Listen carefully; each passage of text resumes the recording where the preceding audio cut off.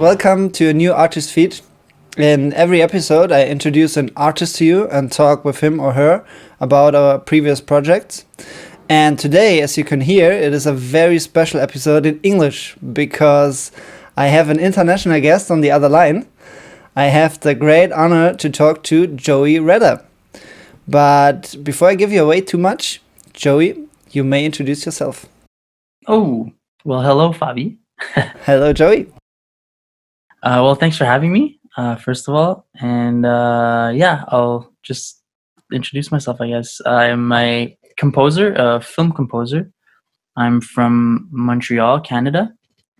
And my main instrument is the guitar. I play the electric guitar, acoustic, all kinds of guitars, mandolin. But yeah, I'm getting more and more into piano as well. I'm kind of multi-instrumentalist. Yeah, as I'm a film composer, but as you know, when many film composers have a lot of different jobs, you end up becoming an orchestrator, arranger, even a producer. And so I kind of do a bit of all that. I orchestrate strings for pop songs. I produce tracks for commercials. But my main thing is I want to write music for films and short films and TV series, stuff like that. And that's what I've been doing for the past 2 years now, and it's been going great ever since I graduated from Berkeley, where I met you, Fabi. And yeah, I also work as an assistant right now for another composer, a more established Canadian composer. And with him, I assist him on many projects, and from start to finish, some films, some TV series, some live shows, and that's been great. I've been doing that since I graduated as well. So it's been 2 years now, and that's helped me a lot. Yeah, I think that's a common way a lot of people assist after graduating from somewhere. I was also an assistant for a couple of times, but then I just did new things, other things. Yeah, Joey, it's super nice to have you here, and we will also listen to some of your music later on in the talk. Let's talk a little bit about film music. When you say you want to focus on composing film music, why especially film music? I mean, you could have been a rock guitar player in a band as well, or I don't know, doing something else related to music. Why do you want to compose film music? What is film music for you? Well, I've always liked film music since I was a kid. I've always been fascinated by scores, and they always stuck to me in my head. But I always thought, it's impossible. You can't become a composer. It's like it's for people who are geniuses like John Williams, and you magically become a composer. You know, you're like a wizard. That's how I saw it. And so I studied music to become a musician, and then one day I realized maybe I can try composition, and I just tried it. A friend of mine kind of introduced me to it. I started doing video game music a bit, and that's how I got into it. And I realized that first of all, that I love composing, and I love film music especially because I like the what's it called, the inspiration you get from the film. For me, the film tells you what to write. It's all there, you know, and so it sets like guidelines and a direction for your music. I find it's the best for me. So your music in general, how would you describe your style? I mean, I know you, so I've heard a lot of your music, but yeah, and maybe I ask a very direct questions. Are you more the guitar guy, or are you more the orchestra guy, or the electronic guy? How would you describe the music you write? Yeah, I'm still searching for that. I'm still discovering what exactly is my style, and I think that's something all composers do, right? They still trying to find what they sound like, what makes them unique. But I don't know, I'd say for sure guitar has an influence on how I write. When I can write for guitar, I do. When I can do like a mix of guitar and orchestra, that I like a lot. um I think my music is I think it's thematic. I think I like to have a very strong melody, not very elaborate, but obvious. Like I have a very pop approach to to film scoring, I think. And that comes from just my background of pop music and rock music growing up, you know. And I think that's what I try to make it memorable. That's I think my style. But I don't know, maybe you know my music, so maybe you could tell me. Yeah, I would say you're the melody guy, definitely. I mean, I'm super glad that we decided to share a piece later with a melody, because otherwise, now it would have been a disaster if you say, "Oh, I'm the melody guy," and then I would share, I don't know, a pad or something like this. But yeah, I mean, I think that's why we both also like each other so much, because we are both the melody guys, and we like to project our music with melodies. But well, at least in the country where I'm from, so in Germany, there's a tendency at the moment that film music turns more and more away from melodies and goes to rhythmic and to atmosphere and stuff like this. How would you describe that, or do you think we can still survive as melody guys, or do we have to change our style? No, I think we can survive. I think you're right about that. But I noticed too, and I think it's been a few, maybe 10 years now, that the style is like Yeah, changing into definitely. more ambient, electronic, pad like music. But I still think the big composers, the most the better ones, or the most I don't know, the most popular ones are they do still have a strong melody. I just, if you think of any score that you had that you've heard recently, there's always like a strong theme. It's not, maybe not a melody that's elaborate and like a John Williams melody, but it's still a strong theme. I think themes are still important, you know, even throughout, even if the style is changing. You know what I mean? Yeah, definitely. I think it's the same you said before, the memorable. You said you want to make your music memorable, and I think that's the same with the film music. It needs to have at least something, a motive or something you remember and you can use throughout the whole film. So otherwise it won't work, because otherwise it's just a music you can exchange with every other music. Exactly. It has to be like, you have to remember, all that theme is from that movie, you know? Yeah. Yeah, that's right, definitely. It should also, it's maybe not it should, but I'd like my music to be able to stand on its own without the film. I think Okay. that's a cool it's a cool challenge to write music that works perfectly for the film, but also that you can just listen to on its own. I think if you can do that, it's a really good score. Like most of the scores I like to listen to, I just, they work perfectly for the film, but I can just listen to them in the car or on my way to the gym, or you know. Yeah. I think most of the time the best film music is the music which also tells the story on its own, or at least adds something to the story and can be used as its own. Definitely. Yeah. How would you describe the way you you compose? So how is the way you start working on a project? Do you have the same steps every time, or is every project so different that you say, okay, I also start composing differently? Yeah, it really depends on the film. Like I said, I take all the inspiration from the film, and it kind of pushes me towards a direction. So if it's orchestral, I'll probably start at the piano and find a theme that I like, maybe chords, and work my way from there. If it's more of a hybrid or electronic score, then I'll pick up my guitar and I'll really just, I'll jam on the guitar and find weird like open string voicings. When it's weird when because I studied guitar, so I know the fretboard well.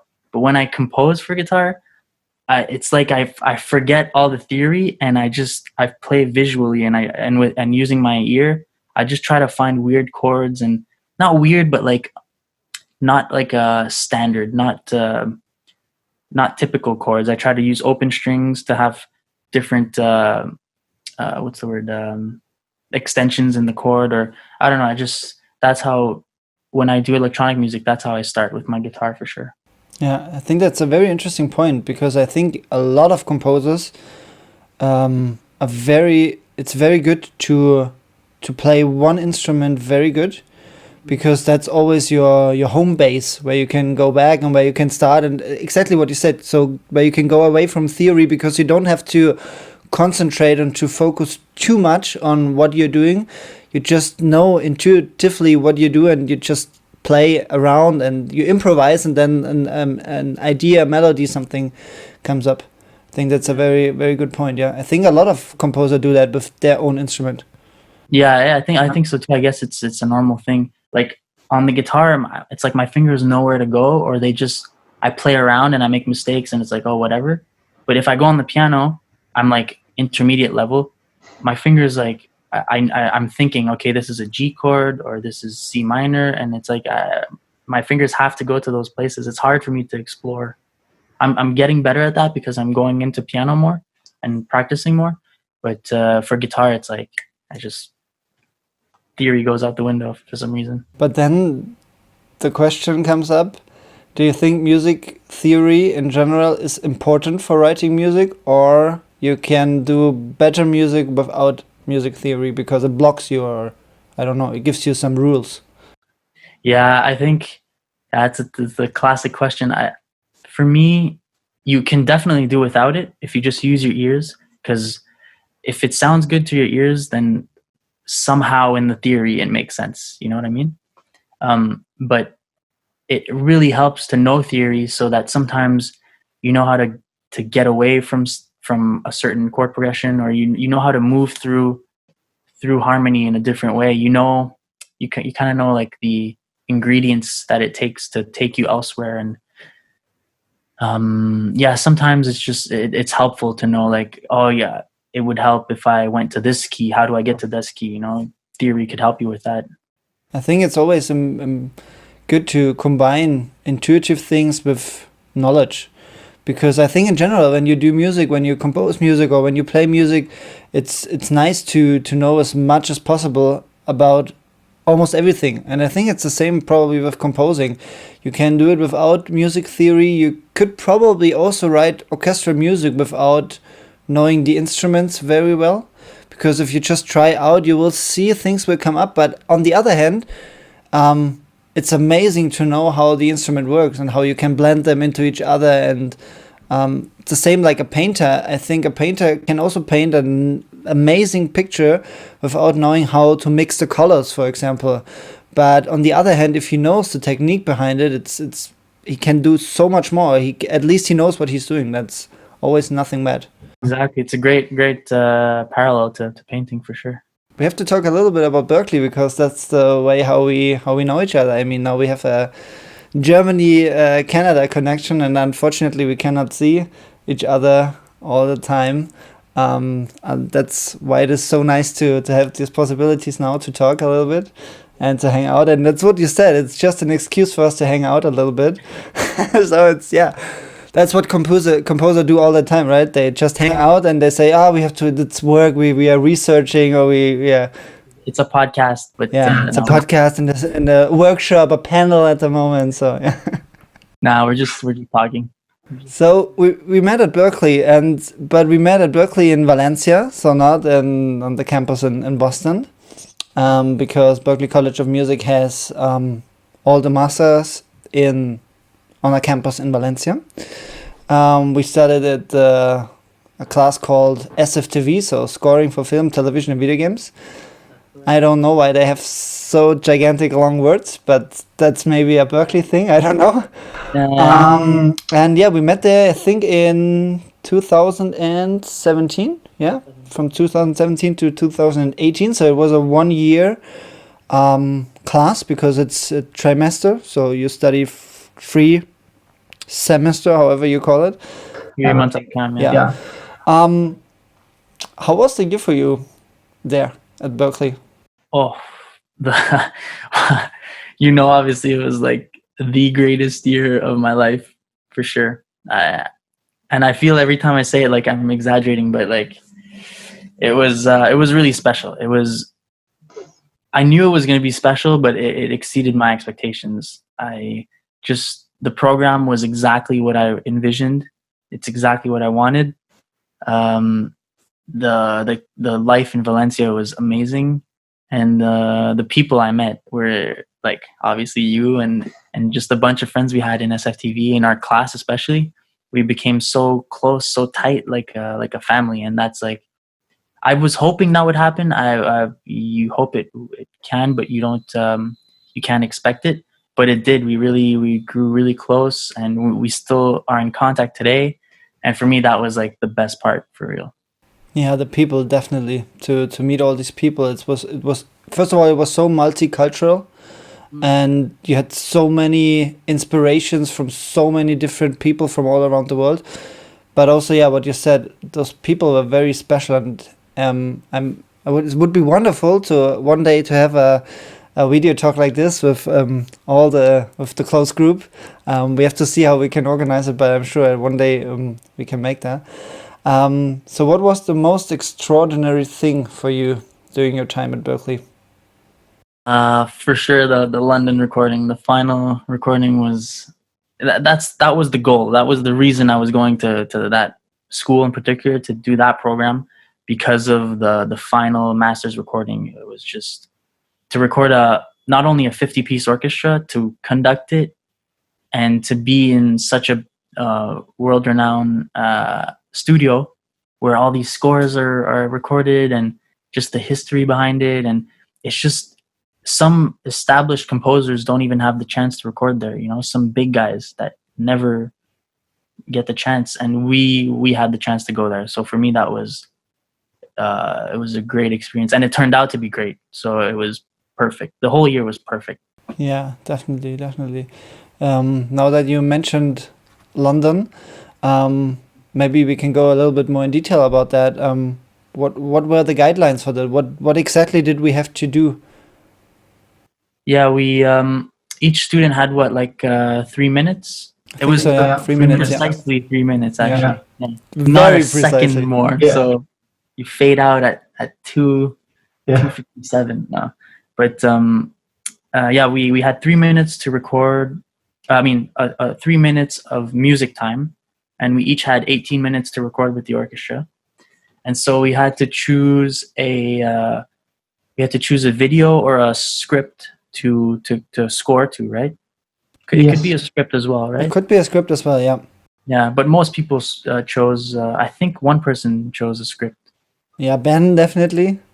Oh yeah. Ben did a script, but I don't know about the others.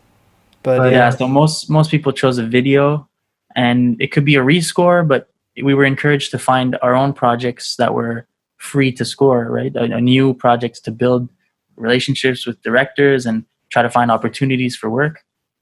And yeah, you had to tie in some kind of culminating experience, they call, so some kind of thesis behind your work. And that was a bit obscure for composers. Like it made more sense for other programs, but for us, we were just doing a regular job of scoring a scene, And so yeah, that's what we had to do. We had to score a 3-minute clip, record it live, and then mix it, and we had a beautiful piece of portfolio.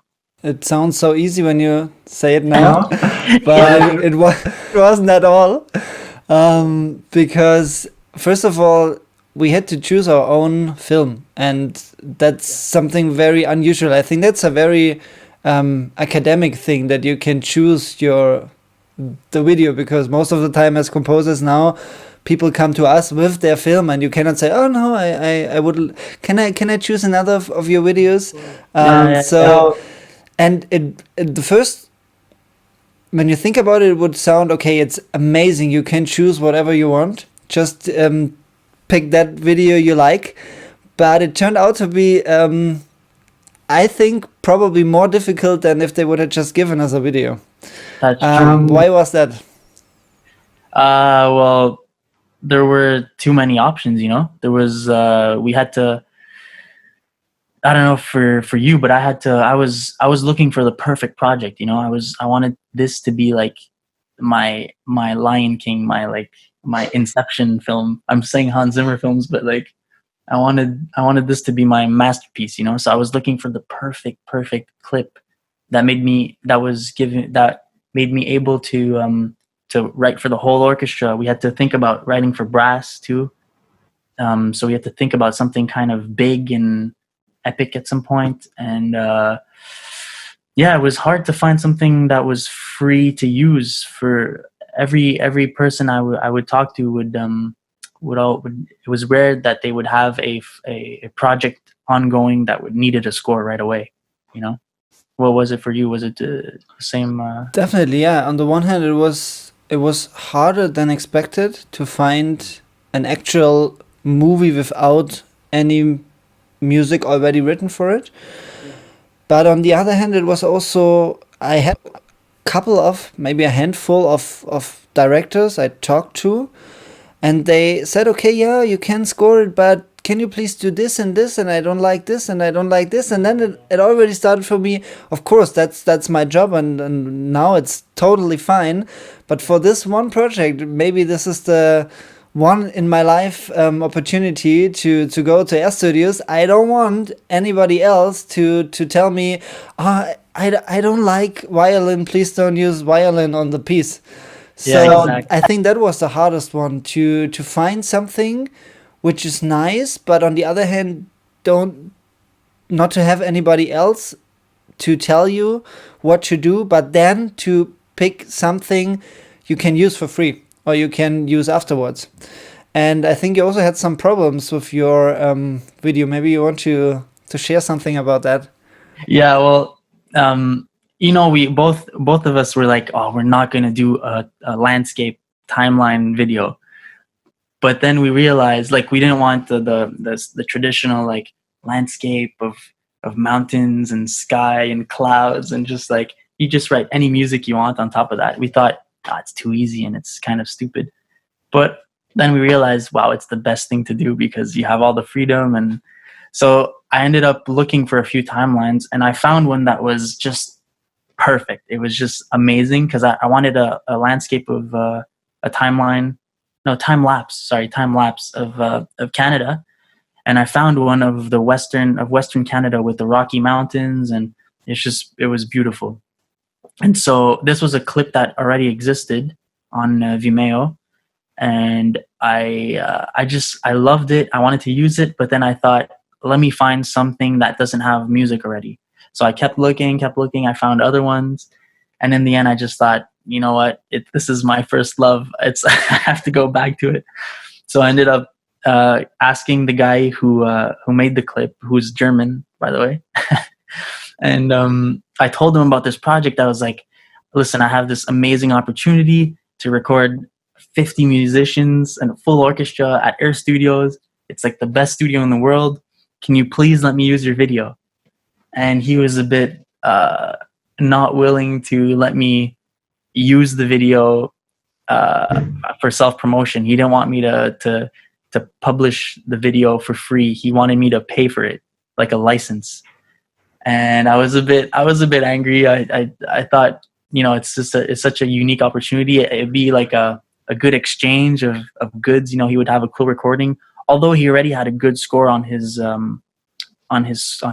It was already a good score. It's just mine would have been different, I thought. So it'd be a cool exchange. And so yeah, I was a bit angry, but then, and I didn't want to pay, and like I think it was 600 euros, and I don't know if that Which was is a lot for you to write music for him.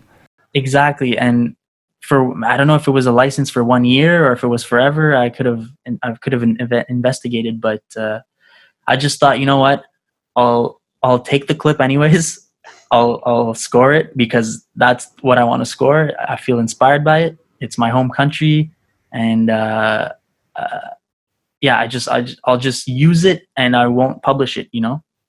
And so that's what I did. I scored it, and instead of using the music over that scene, since we recorded ourselves live conducting the orchestra, that's what I decided to use as promotion. So the only thing you find online is the video of me conducting my piece at Air Studio, which is cool. You just don't see out of respect for the other artist, I didn't use his clip, you know.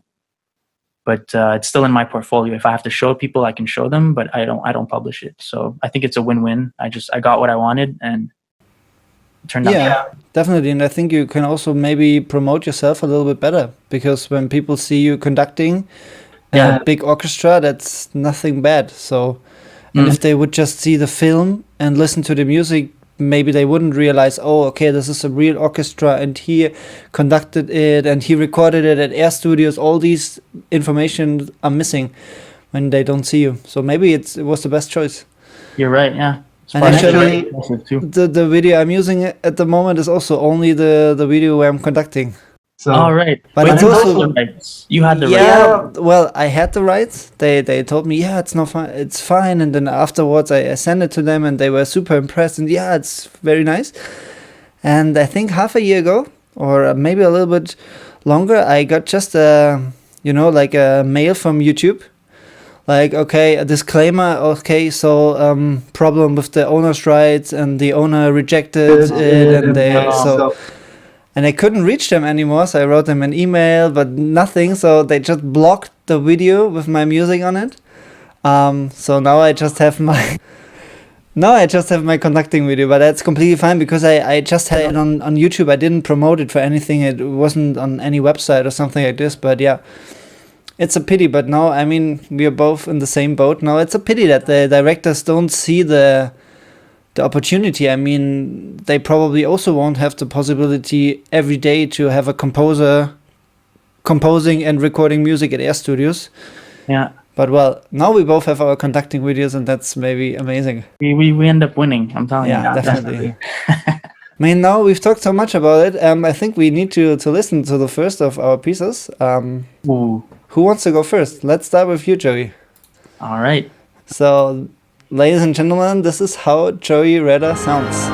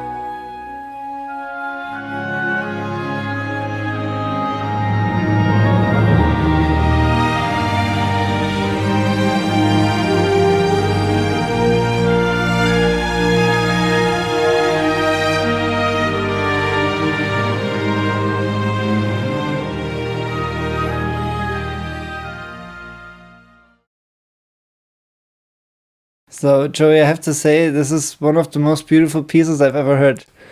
And I'm super thankful that I had the possibility to be there with you at Air Studios, seeing you.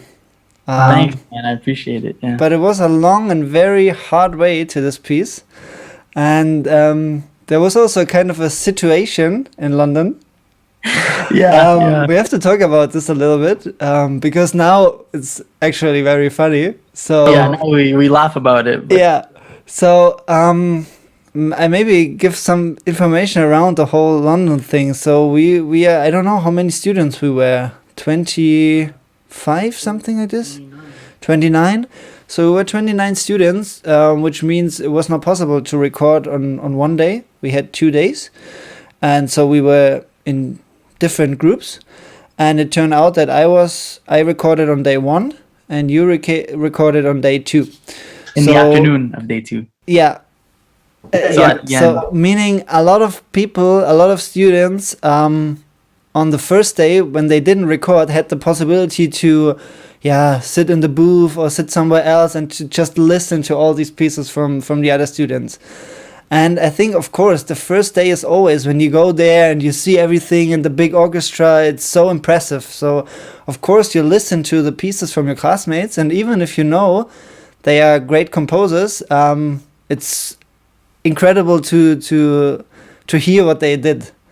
Yeah. And so, of course, and then everybody recorded, and all of them did great pieces. There's a playlist, by the way, on the internet, on Spotify, with all the recordings. You will find the link in the video description if you're interested in that.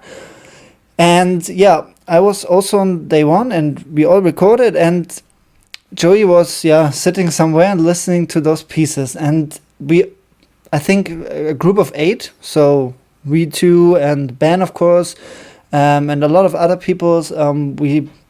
We slept at his house for a week, so we had the same travel to the studio and then home to his apartment. And when we went home, Joey was super silent. I've never seen you so quiet in my life.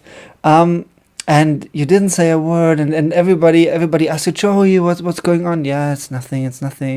And you were quieter and quieter and quieter, and at one moment you just said, I think I don't like my piece anymore.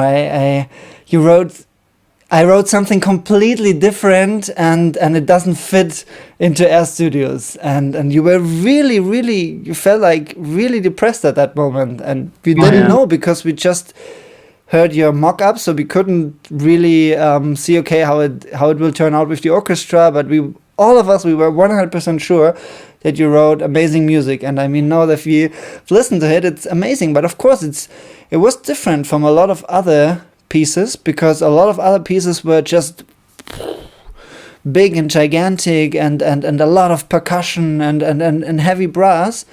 And then you wrote just this beautiful melody and a very delicate and very nice orchestration.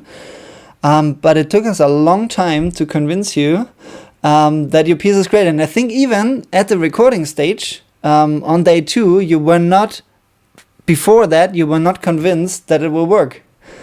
What changed your mind? I didn't. It was when I heard the first take of the record. When we were recording the first take, that's when I realized, okay, it's gonna be okay. When I heard the first notes, but before that, to me, it's self-confidence. I lost my confidence because it's all new for me. Before Berklee, I wasn't really writing for orchestra. I did a bit, but I was just very new at this. So to be around all these composers like you, for example, who writes for orchestra really well and who's done it for a long time before, it was really intimidating. And to hear them, I was sitting in the gallery in these upstairs of the Air Studios and watching over the orchestra while the others were recording, and hearing all these pieces so like rich orchestrally and harmonically, and just the compositions were crazy, really great music. But hearing those styles and then thinking about my really simple, like pop-ish and like Disney-like track, I thought, oh man, this is gonna be bad. Like they're not gonna. It's so easy. Like I was thinking, oh, the musicians are gonna hate it. It's so like simple. There's no like, I don't even have like 16th notes, you know. So it just got to me, and I really was. I was intimidated by all the other pieces, and I really felt bad after, because I was pouting. I was really mad the whole day. The whole first day and a half, I was angry and sad, and I didn't want to cast attention upon myself. You know, I didn't want to make it about me, but I really was. I was depressed. But then we played the piece, and it turned out really beautiful, and even the orchestra liked it. You know, after we recorded, they were clapping. You know, so it made me super happy, and I'm glad I wrote what I wrote, even if it's a different style and it's not as bombastic and elaborate, you know. But it was quite a rough ride, like you said. I think a lot of people loved your piece there at Air Studio. So yeah, and that's also, I mean, I think that's a very important thing. What you said, it was so simple. It doesn't have to be good music. Doesn't mean that there are 16th notes and runs and whatever all the time.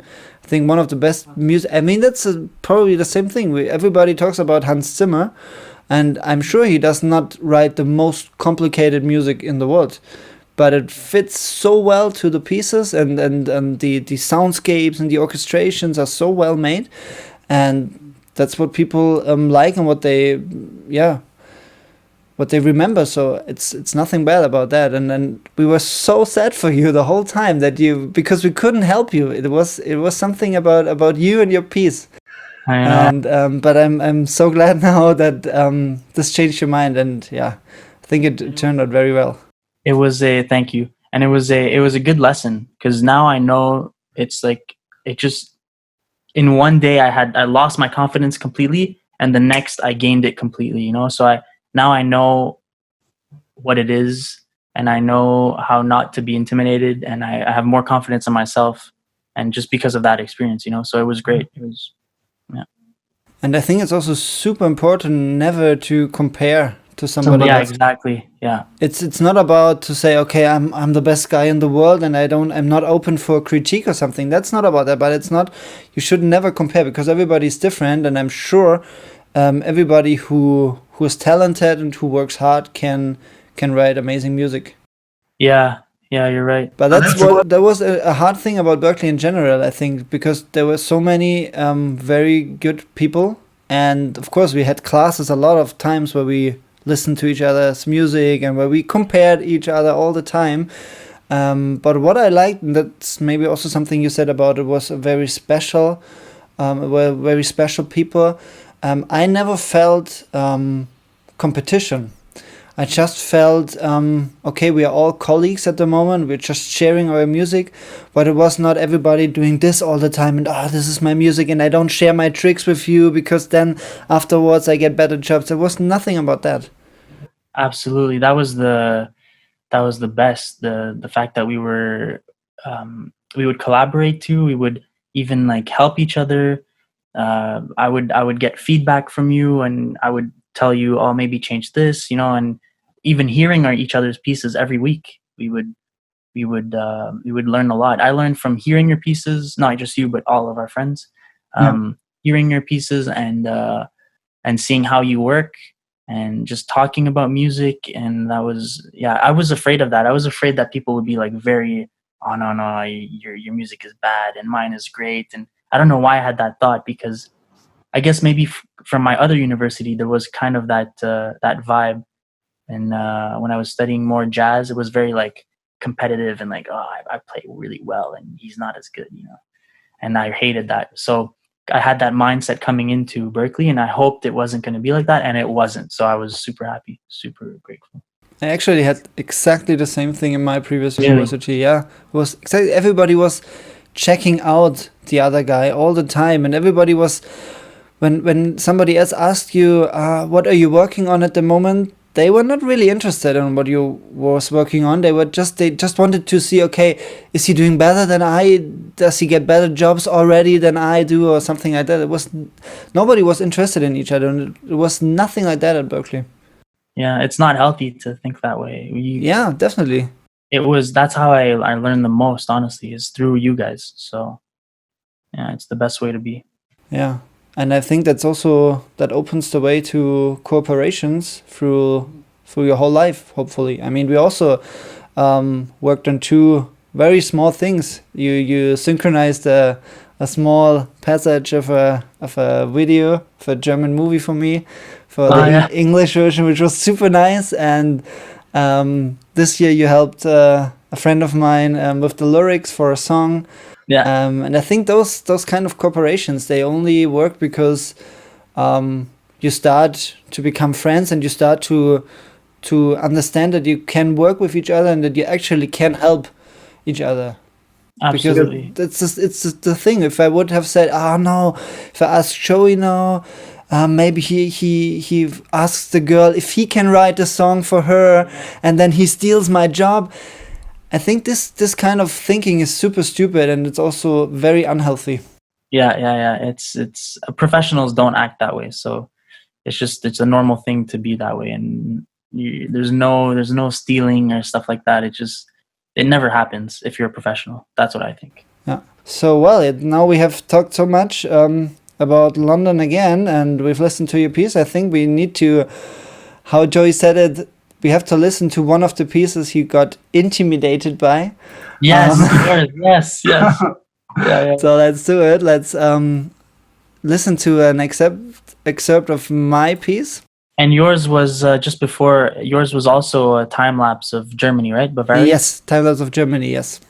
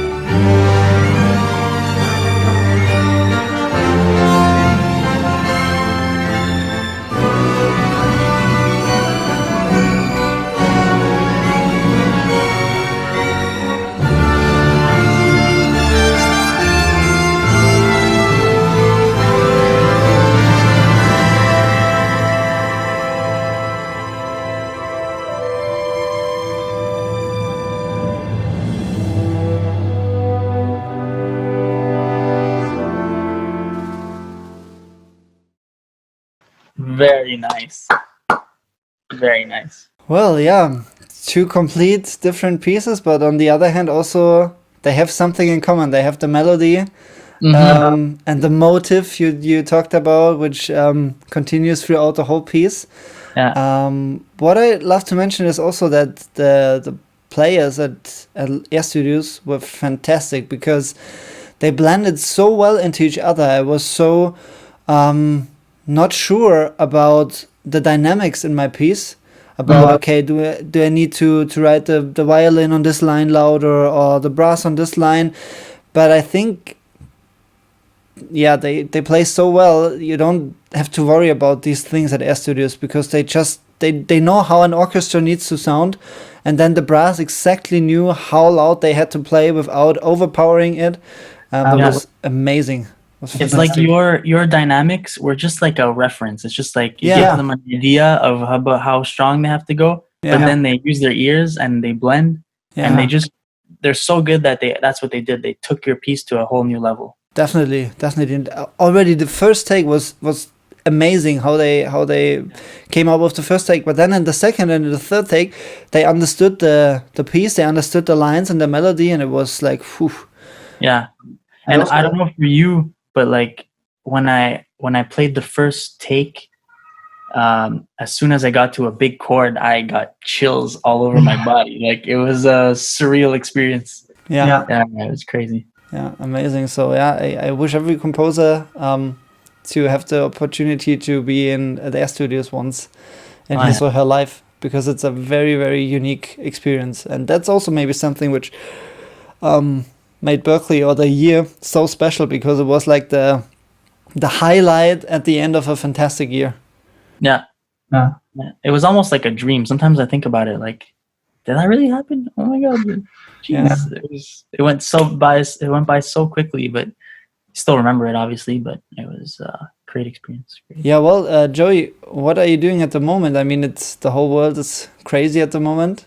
How is the life as a composer in Canada?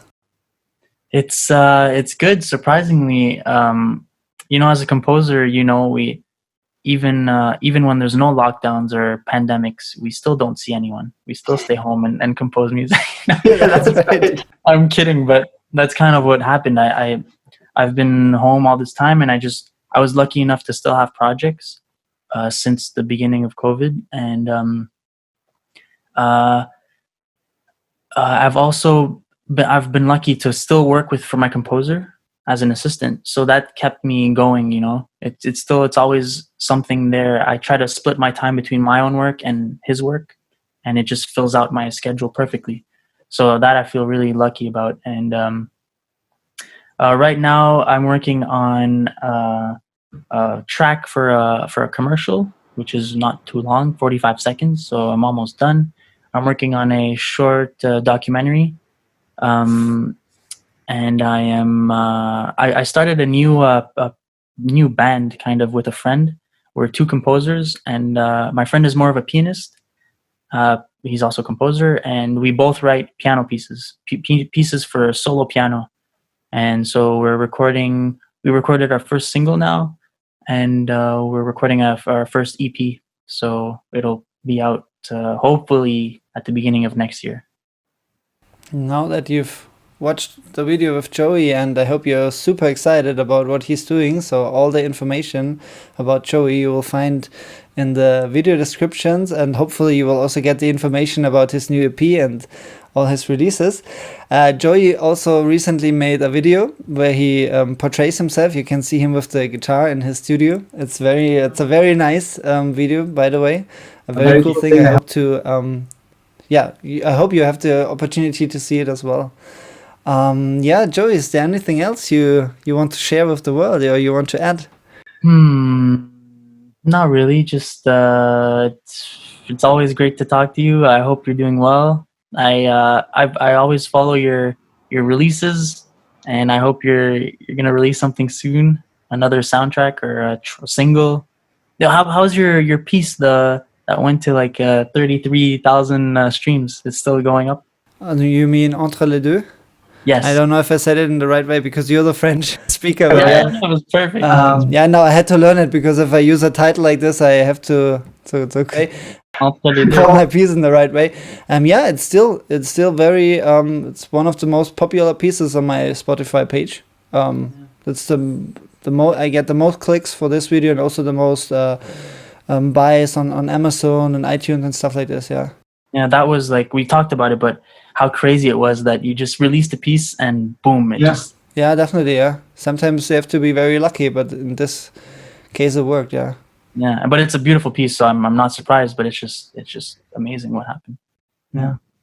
Well then, Joey, it was amazing to talk to you. I hope we will have the opportunity to talk in a further video about a new project we made together. For sure. About winning the Oscar or whatever. We can start low, so we can talk about an Oscar winning or something else. Yeah. And maybe we get the chance to have a group talk with our Berkeley family. Our family from Berkeley. And for all the rest of you, that was a new artist feed. I'm very happy about your feedback, so please leave me a comment or write me directly if you like something about the artist feed, or if you have some critique. I'm very open for that as well. And as I said, you find all the information about what we talked in the video descriptions. And if you like the artist feed in general, I release a new episode every 2 weeks on Wednesday. And if you like it, please join me on the next episode and tell all your friends about it. And I hope to see you soon. Today I talked to Joey Reda. My name is Fabian Katzer. Thank you for watching, and see you. Goodbye. Thank you, buddy.